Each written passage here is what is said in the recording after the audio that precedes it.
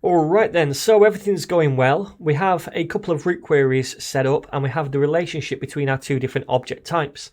So now I just want to take a look at some more root queries, because imagine we make a query like this. We request a book with an ID of 3. That's fine, it brings back that book. But what if we just want to make a root query which is going to bring back not just one book, but all books? And likewise for authors, we don't just want to query one author with an ID, we want to bring back all authors, because a lot of the time we'll need something like this. Now from the front end, I imagine the query is going to look something like this, books.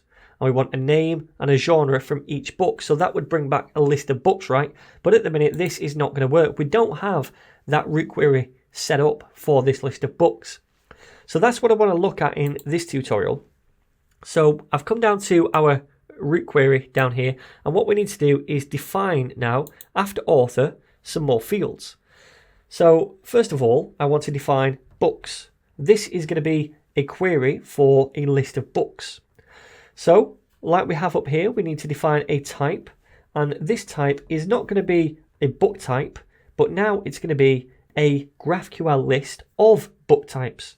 So we'll say new GraphQL list, and then in parenthesis, book type. So we're saying here that the type is a list of books. Then we also need the resolve function, and this is going to take in the parent and the args. Now, really, we're not going to use any of these because we don't need to search for any particular books because we're just getting all of them. So all we really need to do is say return books. So that's going to return the entire list of books to us, right? And GraphQL is going to take care of exactly which properties it sends back depending on what we've asked for. For example, the name, the genre, the ID, etc. So if I save this now and we scoot over to the front end again, if I just refresh the page over here, then we're not going to get that squiggly line anymore, because now we know that we can do something like this. We can make this initial root query.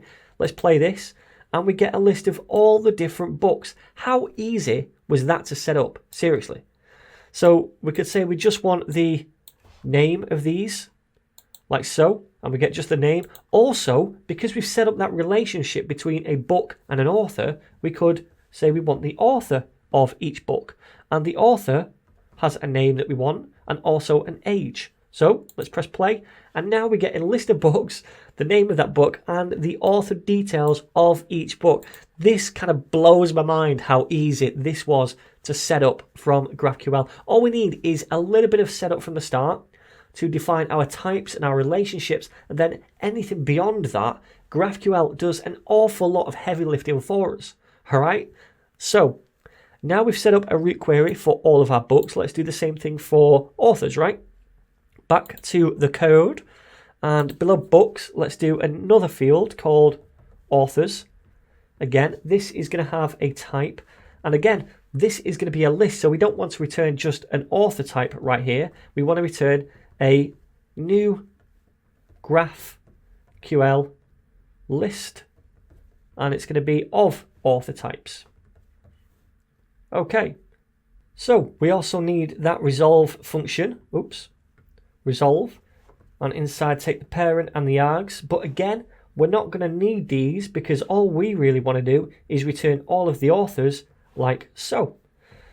So let's give this a whirl as well. I'll save that and head back over to graphical, and this time I want the authors, and then inside I'll take the name of the author, and we want also the books by the author, and we'll take the name of each book as well. So let's play this, and we get back a list of the authors, and we get back the books of each author as well. That is seriously, seriously amazing. So this is still getting a squiggly line, but that's purely because we've not refreshed over here. So now GraphQL does understand what this root query is.